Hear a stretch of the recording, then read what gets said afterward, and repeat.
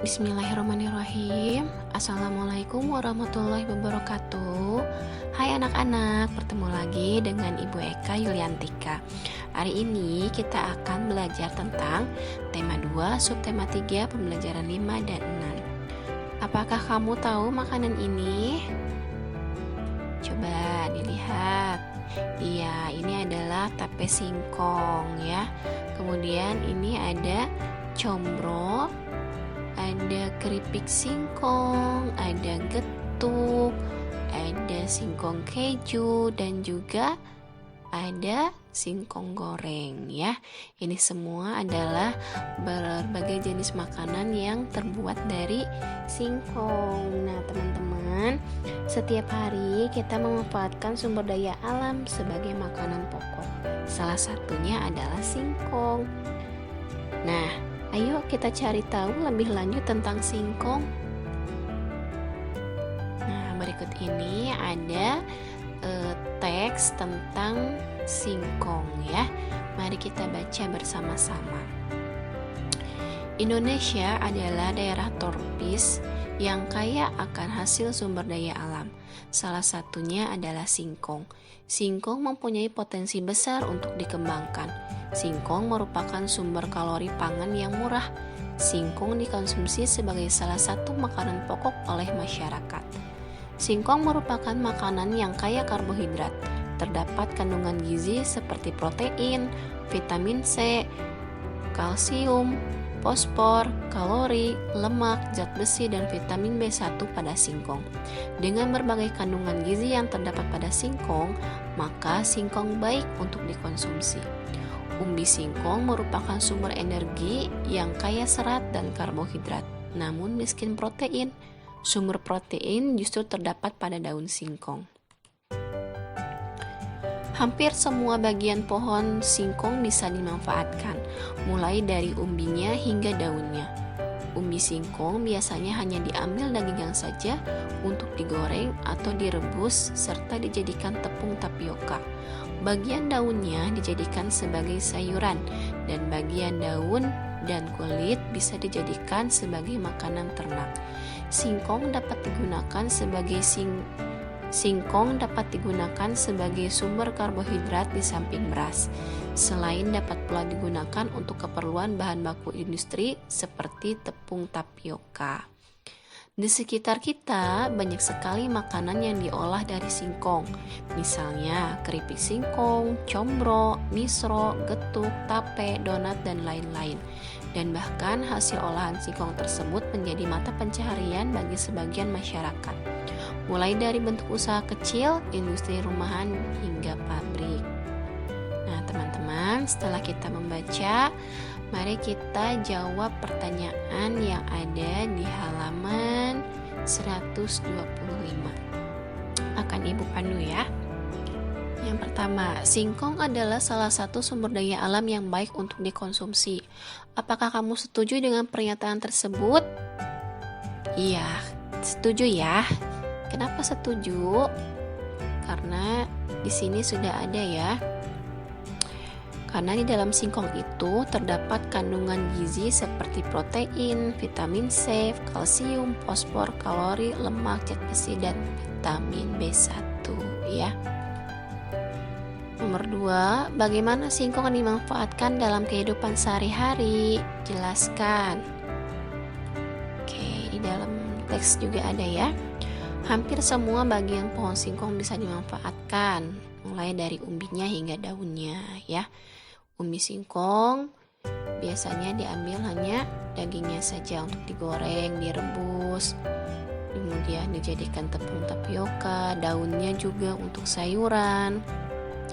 Kemudian kulitnya bisa dijadikan sebagai makanan ternak gitu ya. Selain itu dapat pula digunakan untuk keperluan bahan baku industri seperti tepung tapioka ya. Kemudian apa saja jenis makanan yang terbuat dari hasil olahan singkong? Sini juga ada. Ini ya, makanan yang diolah dari singkong, misalnya keripik singkong, combro, misro, getuk, tape, donat, dan lain-lain. Bagaimana singkong dapat Bagaimana singkong dapat memengaruhi kesejahteraan masyarakat? Di sini juga ada. Ya, singkong bisa menjadi mata pencaharian bagi sebagian masyarakat, mulai dari bentuk usaha kecil, industri rumahan hingga pabrik, ya.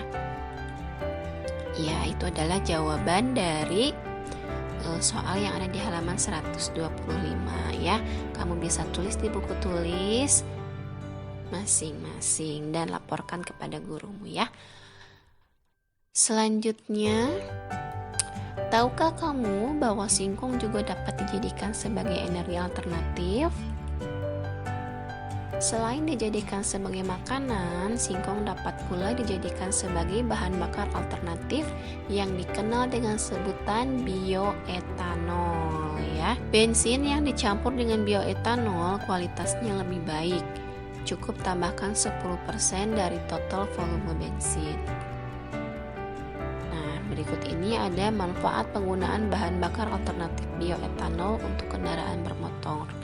Yang pertama, pembakaran akan lebih sempurna, gas buang menjadi lebih bersih, tarikan lebih ringan, suara mesin lebih halus, hemat bahan bakar hingga 20%, bisa memperpanjang usia mesin dan juga ramah lingkungan. Ya, selain singkong, sumber bioetanol lainnya dapat berupa ubi jalar, tebu, jagung, sorghum biji, sorghum manis, sagu, aren, nipah, lontar, kelapa, dan padi. Sumber bioetanol yang cukup potensial dikembangkan di Indonesia adalah singkong ya. Nah, kita mempunyai kewajiban untuk menghemat energi yang jumlahnya sangat terbatas karena energi tersebut suatu saat akan habis. Selain menghemat, kita juga mempunyai kewajiban untuk terus-menerus mencari cara untuk menciptakan energi alternatif agar kebutuhan akan energi tetap dapat terpenuhi. Nah, berikut ini ada teks tentang kewajiban dan hak kita terhadap lingkungan. Mari kita baca bersama-sama ya. Kewajiban kita terhadap lingkungan adalah menjaga kelestariannya. Salah satu caranya adalah memanfaatkan energi alternatif yang ramah lingkungan. Misalnya, menggunakan kendaraan berbahan bakar listrik atau gas, seperti mobil listrik dan mobil tenaga surya. Energi alternatif adalah energi yang ramah lingkungan dan tidak pernah habis. Misalnya, energi yang berasal dari air, angin, panas matahari, dan sumber daya alam lain yang dapat diperbaharui. Kita juga berkewajiban dalam membangun gedung dengan memperhatikan aspek ramah lingkungan. Misalnya, membangun gedung yang menggunakan cahaya matahari sebagai penerangan di siang hari. Setelah memenuhi kewajiban, kita dapat memperoleh hak kita. Misalnya, memperoleh lingkungan yang segar untuk kesehatan dan kenyamanan. Selain itu, kita juga mempunyai hak untuk memperoleh air sehat dan bersih yang disediakan oleh alam untuk minum, mandi, pengairan, dan pembangkit tenaga listrik. Selain itu, kita juga mempunyai hak untuk memperoleh sumber daya alam untuk memenuhi kebutuhan. Misalnya, dari tumbuhan dan hewan yang merupakan sumber energi atau tenaga. Sebelum memperoleh hak kita terhadap lingkungan, mari kita laksanakan kewajiban kita terlebih dahulu. Nah, teman-teman, di halaman 133 sampai 134 itu ada soal yang harus kamu isi. Ibu bantu untuk nomor 1 saja ya. Apa saja kewajiban kita terhadap lingkungan? Kewajibannya adalah menjaga kelestariannya. Nah, untuk nomor 2 sampai nomor 5 silakan kamu isi secara mandiri.